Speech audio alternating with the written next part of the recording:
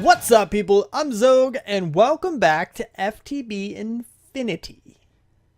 Yes, I do have a glove thing. This hat, you know, it reminds me of something. Have you ever seen those really old Hamburger Helper commercials where there's a little glove helping you mix the stuff and stuff and stuff?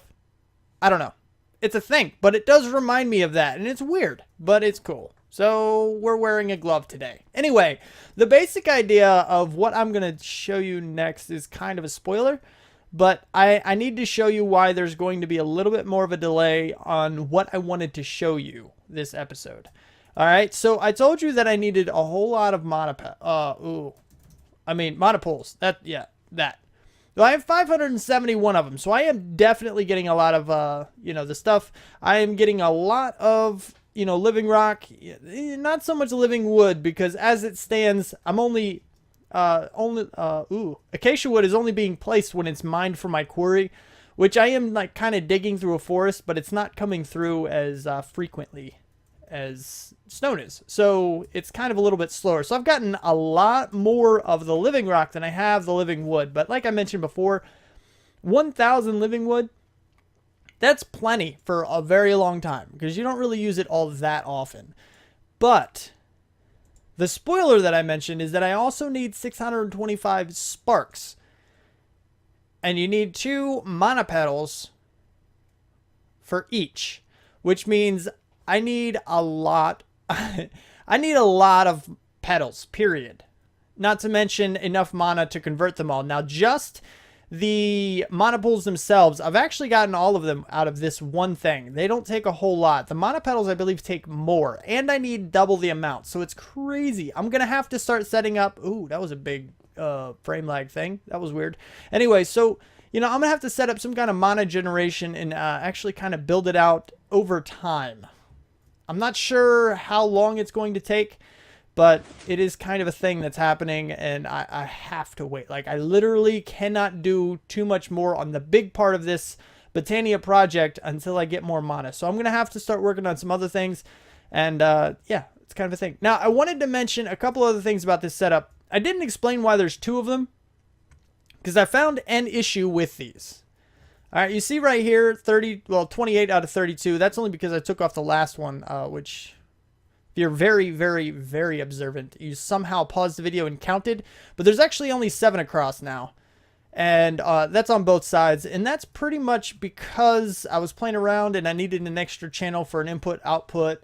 But you see, I no longer have, I don't remember. I think the chest was in there in the video. But I actually moved it over here to see if that would help speed it up. The chest I'm talking about is the one where I was actually sending stone into the chest and then back into my system, so that it would detect it and send them here instead of over there whenever it's available. But I moved it over here. It didn't help it at all. I don't know. I don't know. Anyway, so the reason I have 2 of them is because the max amount of channels, these guys are basically the size of a dense cable. You have 32 total channels on these guys, and that's why I have 2 of them. Now, as I mentioned, this guy is still 200 KA. These guys are still powered. Everything's working. It's still working as efficiently as it was, but it's still slow. It's I don't know. It's like, I don't know if they worked that into the mod pack into AE2 or not, but it's like the distance affects how quickly it responds, which is actually accurate, but you wouldn't expect it in a video game, so it's kind of like, oh man, crap. But I don't know, it's just kind of a thing. Anyway, so the other thing is that this is possible. I can automate this system a different way. My buddy came over, he looked at it, he's like, can't you use these block placers? Yes, I can. I can use block placers and block breakers and have them sent into ender chests and kind of do it that way.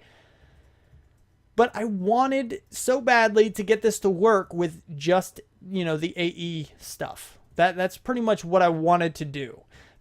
I don't know why. I just like the idea of using AE when it's possible. Although, sure, I mean, you saw my attempt over here at AE first, and then I switched over to the, the ender chest and item conduits and stuff. And I may end up switching this over too. But I don't know. I'll end up doing that off camera because you already see how it works. You already know how it's going to work. So if I end up changing that, it's just going to appear one day and it's just going to be changed. So don't be surprised if you do see that. It is I'm coming closer and closer to actually doing that because it would work better. But I don't know. We'll see. We'll see. Anyway, so the first thing I need to do is figure out exactly what kind of mana generation I want to get. Maybe play with this stuff a little bit more. I'm not sure. I'm going to do a little bit more work off camera just to see if I can figure things out, basically. But I wanted to bring you in before I did a whole lot of work so that way you knew exactly what was going on and I didn't actually go too far without you guys being a part of it. So, yeah, it's a thing. Hang tight. Alright, so some things have changed. First of all, you see right here that I am moving all of my mana using regular old mana spreaders. Right over into this mana pool. I've set back up some of these day blooms, which is really not generating hardly anything. It's just very, very pitiful that it's generating so little. So little. Let me tell you, it's just a tiny amount of mana. But I have done a bit of work over here. If you take a look, yes, it is longer. This time you should notice it because it's about twice the size. Anyway, it's what? Why are you? How? What? That's not supposed to... Oh, it wasn't actually converted. That's weird. Anyway, so I did actually change everything over to using block placers and block breakers, and it works better. It works a lot better. And I even have the perfect time right here. You ready with these timer circuits, which I didn't really show you anything under here. This is just the redstone that triggers the pistons, and this is the timer thing that is from Project Red Integration. It is perfect. You see right up there it says 82 something. Yeah, that just basically means 82 seconds, which is the perfect amount of time to trigger these things. And you see, well, you will see here shortly, these things will change into living wood and then almost immediately afterwards be pushed up into the block breakers. Hopefully here in just a second you'll see that. 82 seconds. Has it been 82 seconds since that little last one went? I don't know. Probably okay, not. And here in a second, there it goes. And then bam. It's just like that. So that's 82 seconds. That is the perfect amount of time for, you know, the pistons and stuff. Now, I probably could back it up like half a second or something, but sometimes these guys down here do take an extra half a second to actually place the logs down, so you kind of need it, and maybe even an extra half second, so 82 and a half seconds. Anyway, the basic idea is that's pretty much right around that time is the perfect amount of time, so you actually get it as efficient as possible. Which means if that's triggering faster, it means they're converting faster, and therefore you get more over time. So it's pretty good that way. Anyway, so the basic idea of what I need to do now is I told you that I needed a bunch of sparks. Right? I need the sparks, which means I need petals. Now, I've already started in the mana generation. I probably don't have enough, and this is going to be a long time before I do have enough in order to get all of the sparks that I need, because I have to convert them all into mana petals. But for right now, I need the petals in the first place. So what we're going to do is we're actually going to make something else. We are going to make the Jaded Amaranthus. And if you look at this guy, everyone likes flowers, right? The Jaded Amaranthus is made just for that purpose. Feeding it with mana from mana pools will have it quickly grow new mystical flowers around it in any spots it can. Wonderful. What does that mean? It means I can plant it right here and probably go one out on each side. Or maybe I'll just go here. Let's see. I think it has a bigger... Oh, I'm losing marble. We'll go this way, and then we can go back 2 on this side. And that will effectively shift the center point of this thing by one backwards. Anyway, so after I get some dirt in here, which this probably is not enough dirt, but I can plant this Jaded Amaranthus right in the middle of this plot. And what it will do is it will take mana, which I have to put a mana pool somewhere close by so it can actually use the mana. But it will use that mana and grow mystical flowers around it, which is exactly what we need. And that's what we're going to work on making here in just a second. But first, I need to finish filling this in. And we need to make some of the other stuff for this flower. So if we go here, we look at how to make it a rune of the spring. Okay. Redstone root, not too big of a deal. Grass and redstone, I can make that off camera here in a little bit. But Rune of the Spring, Runic altar. See, this is made in a petal apothecary, but runic altar, more runes. Runes, lots and lots of runes, all in a runic altar. So how the heck, yes, I already have one. How do we make one of those guys? A runic altar. Runic altar is made just like this. Either a mana diamond or a mana pearl surrounded by living rock. Living rock, we know I have bunches of. That's not a problem. But now we have a runic altar. So now what you do, I already have the rune of water, but what we need to do is we need to make the other one. The rune of fire. I need 3 mana steel, a nether brick, gunpowder, and nether wart, which I already have in my inventory. Bam, bam, nope, bam, and then the iron right here. So I need to convert these guys. Let's see if I can do it right here. Whoa. Walking too fast. It's a thing that happens. Bam. So now what we can do is we can take these guys, plop them right on here. Every single one of them. And all I'm doing is just holding it in my hand and right-clicking, in case you couldn't tell. And then there's another step, okay? You got to right-click on this guy, and as long as you have the right recipe, you'll see that little loading bar when you're hovering over it with the wand. And it will show you that it's gaining mana, which is telling you, oh, we're prepping it. It's almost ready. It's coming close. And then what you can do is you can go and get 1 piece of living rock. That's all you need for now, just 1 piece. Once it's ready, here in just a second, there you go. See how it's full? And then you start to see the lightning. That's telling you, that's your visual cue that it's done charging, that it has enough mana. So what you do is you come here, drop down a piece of living rock, and then you whack it with your wand. And then you have your rune of fire. So we need to do this one more time in order to get... Oh, wait. No, go back. Functional, and then next page, and then jaded amaranthus, and then over.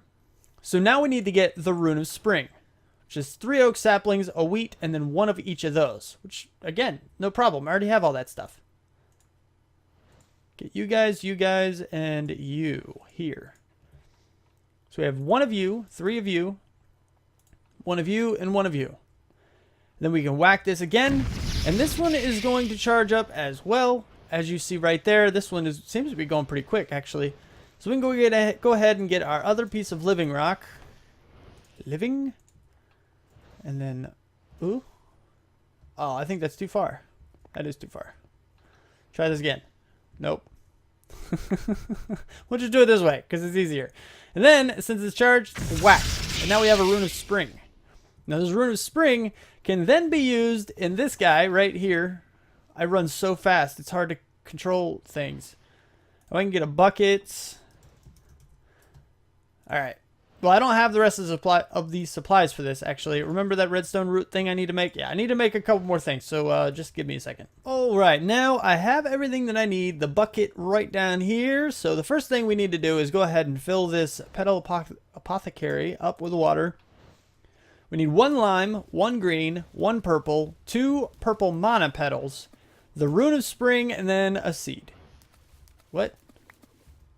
I missed something. Oh, the redstone root. The redstone root, and then a seed. There we go. Okay, now I have the jaded amaranthus. So what this guy... Ooh, I already told you what this guy... Let me fly, man. Thank you. Now, what this guy does is it uses mana, which it somehow... I guess, is that mana thing close enough? Seriously? That's a close enough mana pool? That's amazing how it can use it from that distance. That's pretty cool. I like that. That's good. So now all it's really doing is growing a whole bunch of flowers. Now there's a cool little trick that I can note here. Is that if I come over here, I showed you this thing before, how it breaks flowers for you, which is really cool. But it only breaks flowers that aren't part of Botania. You see how this is like a Botania created flower? Like I created this flower.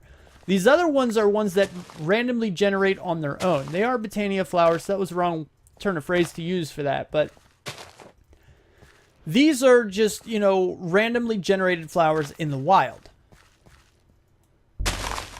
And I can get them all.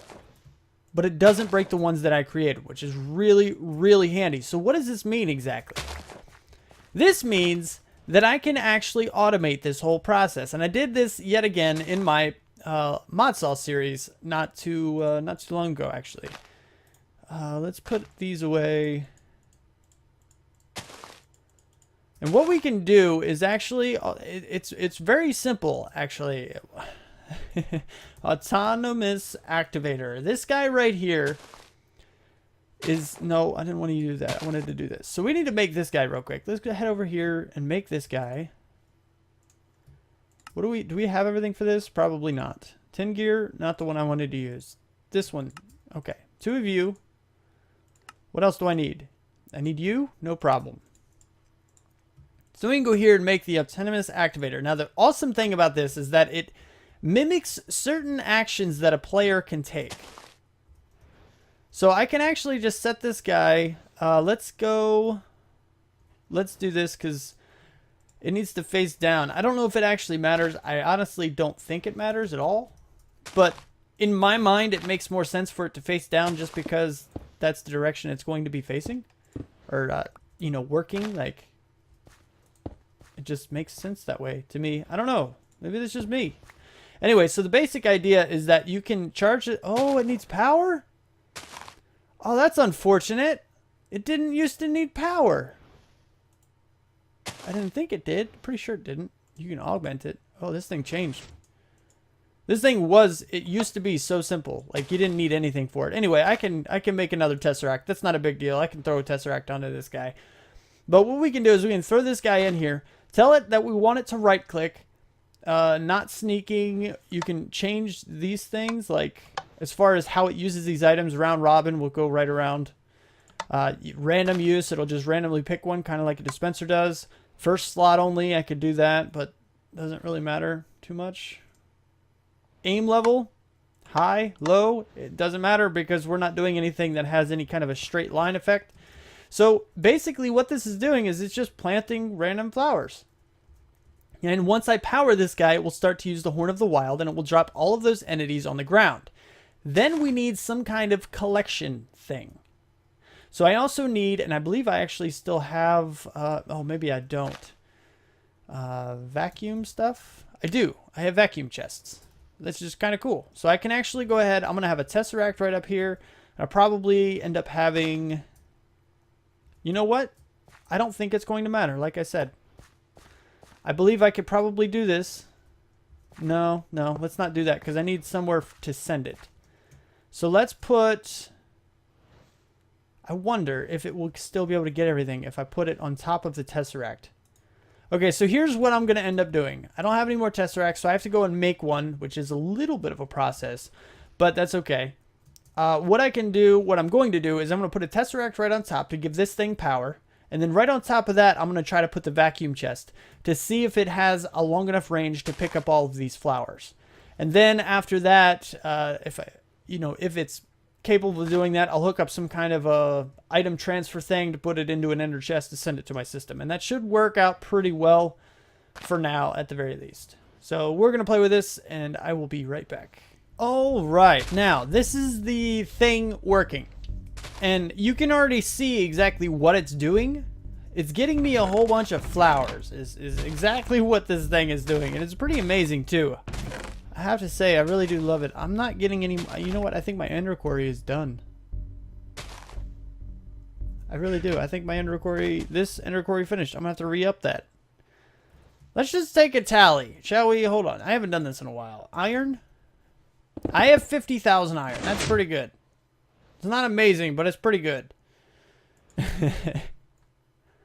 Nether pig. Ooh, that's steel, actually. Nether iron and yeah, this is steel. That's perfect. So if I ever need any steel, I'm pretty much good to go. Anyway, so this is the basic idea of everything. Which, oh, by the way, I'm not auto processing any nether ore yet. I still have a whole bunch of this stuff that I haven't even touched. Anyway, that doesn't really matter too much. So the basic idea now is that I just have to wait for enough petals to come in. I need to convert them over into mana petals, and I need to make a whole bunch of sparks. I now more than likely have plenty of living wood. No, I said this thing. And we can go in here and see living rock. I have 1,800 living rock. I'm pretty sure that's good enough to get the last stack or so of mana pools that I'm going to need. I should have enough mana to convert all of those without a problem. So I might be able to set those guys up. And then maybe I can make a few sparks just to show you, you know, exactly what I'm thinking and how it's going to work. But maybe I'll bring you into my creative world.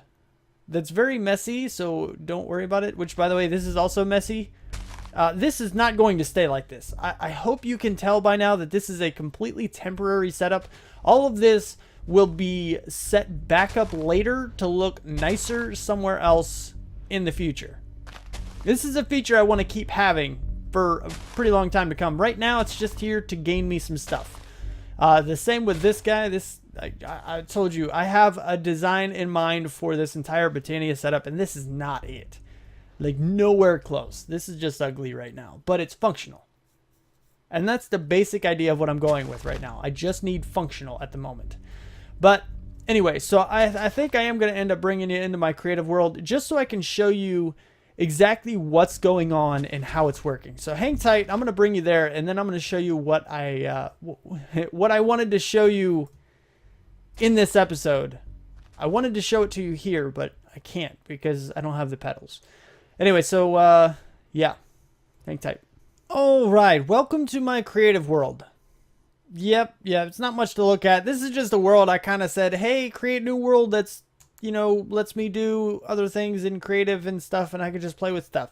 So that's all I did, and then I came up with something pretty cool, so I kept it around so I could show it to you. This is not any kind of static creative world. This is not something that will stay around forever. Just something that I want to show you. That's pretty much it. So this is the basic idea. Now, you notice when I get close, my frames drop a lot. Now, right here, you see them going way back up, 100, 125. They were actually 200 at one point in time. But then I get close, and this stuff starts to render in, and they drop a lot. And the sparks aren't even shown, so I may not be able to use this for a huge amount of time. But as I get closer, my frames drop a lot. So this is going to be a problem. This will be a problem, and I'm not sure exactly what it is. It could have something to do with the particle effects on the monopools. As soon as I look away from the situation, the frames go up. So I don't know. I'm going to have to investigate this, see if I can figure out what it is and see if I can get around it somehow. But at the moment, just try to deal with it if you can, because this is basically what I want to bring into my world. I just hope it doesn't cause so much frame problems there. But you see that little scatter or whatever. Let me show you what's going on. So first of all, we have the sparks.